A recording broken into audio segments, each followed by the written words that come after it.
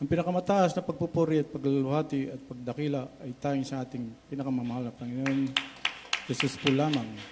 Dobleng paggalang sa ating mga magulang sa mahal na Panginoon. Lagi po nating inaalala ang mga turo't aral ng ating beloved Pastor Wildy Almeida at beloved Assistant Pastor Alinas Almeida. Pagbati po sa buong beloved Almeida family, beloved preacher, preacher warrior, workers, beloved kapatiran, at kung mayroong mga bisita, magandang maghahating gabi na po. Hallelujah, Pastor. Mga minamahal, dati po kaming nananambahan sa dambuhalang reliyon ng kasuutan po ay walang kabanalan. At lubos din po ako nagpapasalamat sa mahal Panginoon sa Kristo nang matagpan po ng aking beloved na asawa ang banal na gawain to ng Jesus Miracle Crusade International Ministry. Sa kanyang pag-iinom, mga minamahal, ay tuluyan pong inalis ng mahal Panginoon sa Kristo ang bisyon ng aking beloved na asawa. Gayon din po ko, mga minamahal, may konti po akong pag-iinom, tuluyan din pong inalis ng mahal Panginoon sa Kristo. Salamat sa mahal Panginoon sa Kristo at natagpuan po ito ng aking beloved na asawa. Lubod din po ako nagpapasalamat sa mga pagpapalang pinagkakaloob ng mahal na Panginoon sa Kristo sa aming mga anak, sa aming mga beloved na apo, sa katalinuhan sa kanilang pag-aaral. Salamat sa mahal Panginoon sa Kristo. Mga minamahal, hindi ko po malilimutan nung panahon ng pandemic na isa po ako nagkusang tumulong sa pagbabakod sa gagawing sambahan sa Barangay Makamot.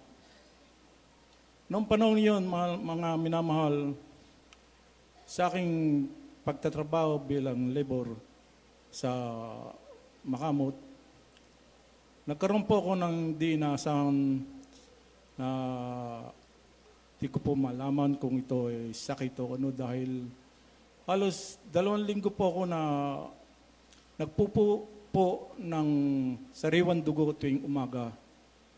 Talagang pag makikita po ninyo ang bawal ng CR, pasintabi po sa mga kumakain, ay talagang manghihina ang loob ninyo dahil pulang-pula po hanggang sa ibabaw ng bowl. Sa aking pananalig sa mahal na Panginoon sa Kristo dahil hindi po ako nagpa-check up ng panahon na yun, humingi ako ng awa sa mahal Panginoon sa Kristo dahil hindi po ako marunong mag-ayuno dahil baguhan lang po ako nung panahon ng pandemic.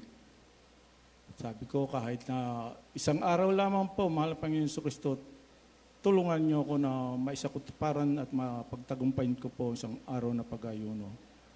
Dahil takot po talaga akong magutom dahil nanginginig po ang buo kong kalamnan pag po ako nakakaramdam ng gutom. Salamat sa mahal Panginoon sa Kristo, yung isang araw na ipinagkaloob niyang kalakasan sa akin ay napagtagumpayan ko po yung isang araw na pag-aayuno. Salamat sa mahal Panginoon sa Kristo. At simula po noon, nung nga po ako ay nagpupo ng sariwang dugo, hindi po ako nagpa-check up, isa lang po ang ginawa ko, nag-umpisa na po akong manalangin sa mahal Panginoon sa Kristo at nag-ayuno po ako. Maniwala po kayo, halos 2 linggo ng aking pagpupupo, pagkaraan po na yun, nawala na po ang aking pagpupo ng sariwang dugo. Salamat sa mahal Panginoon sa Kristo. Mga minamahal, sa aking paghahanap buhay bilang isang heavy equipment operator noong panahon sa Solid Cement, nakaranas po ako ng aksidente nang ako po ay nag-overtime ng gabi. January 23 po yun, alas 9 ng gabi nang ako po ay pauwi na sa bandang Morong. Doon po naranasan ko po ang isang aksidente na sumabit po yung manubela ng aking single na motor na nakalawit na kable na nakarolyo. Pagsabit po sa manubela sa kanan, talagang lipad po ako sa gitna ng karsada. Laking pasasalamat ko sa mahal Panginoon sa Kristo dahil wala pong sasakyan na kasalubong maging sa likuran. Ang ginawa ko po noon, pangyayaring yun, kung anong bilis ng pagkakadapa ko, Siya rin bilis ng bangon upang iangat ko ang aking single na motor at ito'y pa-startin. Ngunit ayaw po talagang umistart kahit anong gawin ko po. Ang ginawa ko po, nag-pre-wheeling po ako papunta sa malapit sa gasolinahan sa Moron sa may dating sementeryo. At doon nanalangin po ako sa mahal na Panginoon Kristo na pa-startin po yung aking single na motor. Maniwala po kayo, isang click lang po doon sa starter, start na po ito. At nakauwi po ako ng maluwalhati sa aming tahanan. At sa nung gabing yon, nung ako po ay nasa pagkain na para kami kumain ng aking bilabid na asawa, doon ko po naramdaman na magana po ang aking baraso. At magdamag po akong hindi makatulog dahil nahihirapan po akong huminga dahil sa aksidenteng naganap, tumama po ang aking dibdib. Halos magdamag, higa bangon, di po ako nakatulog. Kaya nag-decide po ako pagka umaga, sabi ko sa aking bilabid na asawa na samahan ako sa Levio para magpa-check up. At doon po, binigyan lang po ako ng injection para sa pagluwag ng aking paghinga at reseta ng gamot na hindi ko naman po binili. Hindi po ako binom. Tanging pananalig na lang po sa mahal ng Panginoon sa aking paggaling. Sa araw-araw ko pong pagmumotor, papasok sa trabaho sa solid cement, halos mapasigaw po ako sa sakit pag nalulubak ang aking motor. Halos 1 buwan po yun, mga minahamahal na tiniis ko. Walang doktor, walang gamot. Maniwala po kayo, pagkatapos po ng 1 buwan, di ko na po naramdaman yung pananakit ng aking dibdib. Salamat sa mga Panginoon sa ito. Mga minamahal, noong 2023, kinausap ko po ang ating beloved preacher na kung pwede na po akong mag-adult choir. Sinang-ayungan naman po ng ating beloved preacher. Sabi ko sa ating beloved preacher na kung ako po ay pagpapakita ng mahal na Panginoon ng sign para magpagamit bilang adult choir, magpapa-under na po ko. Maniwala po kayo mga minamahal, magkahiwalay na gabi na panaginipan ko po, mahal na Panginoon sa Kristo, na seconds lang po, di ko po maninaw ang mukha, basta nakaputi lang po at mahabang buhok. Hindi po ako tumalima. Sabi ko, pag nakita ko nga po, mahal na Panginoon sa panaginip, magpapa-under na po ko. Pero sa hindi ko po naasahang pangyayari, naging matigas ang aking kalooban, hindi po ako tumalima. Pinalalahanan po ako ng mahal na Panginoon sa Kristo. Nagkaroon po ako ng matinding ubo. Ubo na hindi ko po mawari kung saan ang gagaling dahil halos panay-panay. Nahihiya na nga po ako sa ating mga kapatiran na katabi namin sa upuan. Kaya ang ginawa ko po, nagpa-check up po ako sa doktor. At hinatulan po ako ng doktor na magpa-lab test. Doon ko po nalaman na mataas ang aking creatinine, ang sugar ko po at cholesterol. Niresetahan po ako ng doktor ng gamot. Sinubukan ko po itong bilhin at inumin. Sa halip na ito ay mawala, mga minamahal, lalong tumindi ang aking ubo. Panay-panay po yan. Halos hindi ako makatulog sa gabi. Hindi ko na po itinuloy ang aking pag-inom ng gamot at humingi ako ng tawad sa mahal na Panginoon sa Kristo dahil nawalan po ako ng tiwala sa Kanya. Ang ginawa ko po, nanalangin na lang po ako at nag-ayuno. Maniwala po kayo, 3 araw po ako nag-ayuno. Nawala po yung aking ubo. Salamat sa mahal na Panginoon sa Kristo. At sa pasok ko po sa trabaho, muli po akong napaalalahanan ng mahal Panginoon sa Kristo dahil na-aksidente po muli ako sa bandang Moron din po. Papunta naman po ako sa Baras noon nung ako na-destino sa bundok.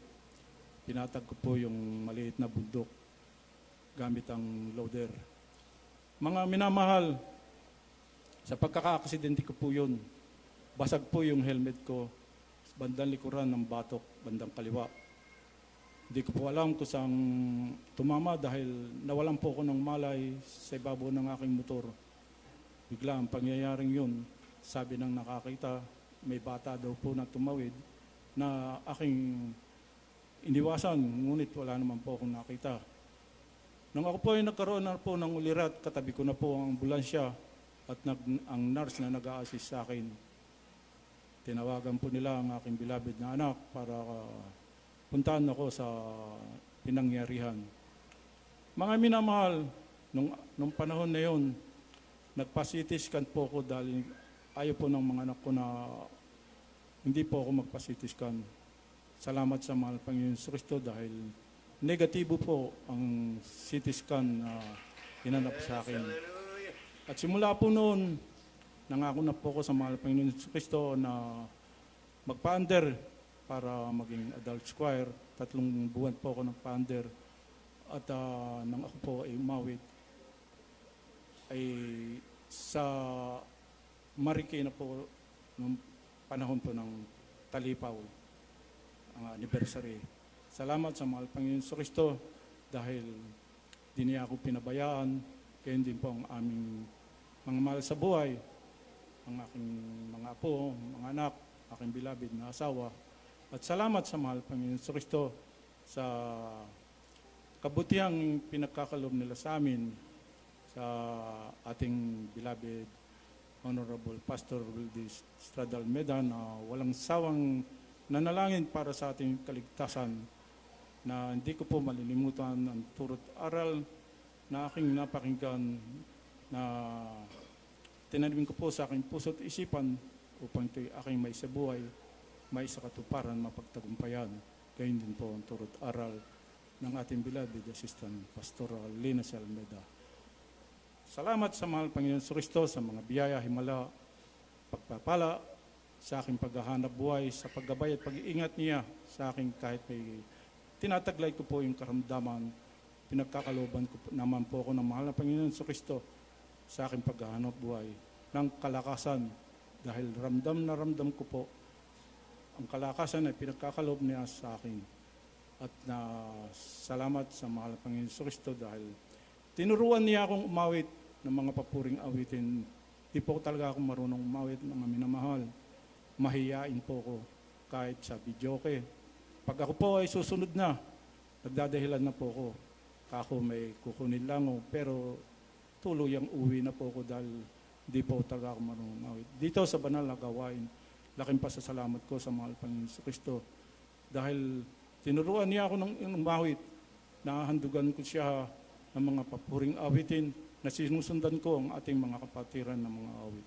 Salamat sa mahal Panginoon Kristo. Gayun din sa mga pagpapala, biyaya, himala, lalo tigit sa spiritual, ang pinakamataas na pagpupuri at pagdakila, paglaluhalati ay tanging sa ating pinakamamahal na Panginoon Kristo po lang.